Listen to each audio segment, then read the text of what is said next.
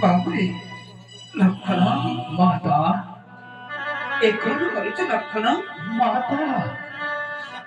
तुम्ही स्त्री हत्या कर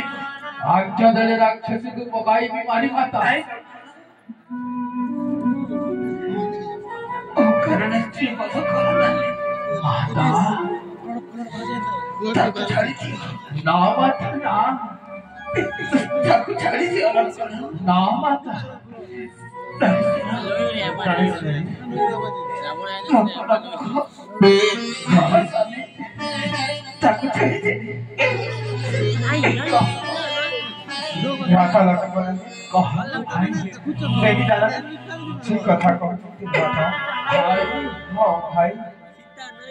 राक्षसी दोष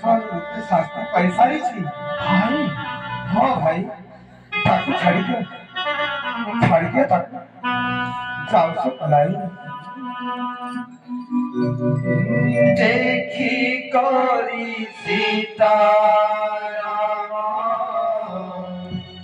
हरा साहोइले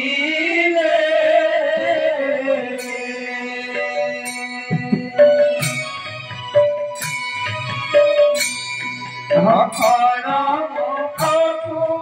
चाही बचना मुखीले चाही बचना मुखीले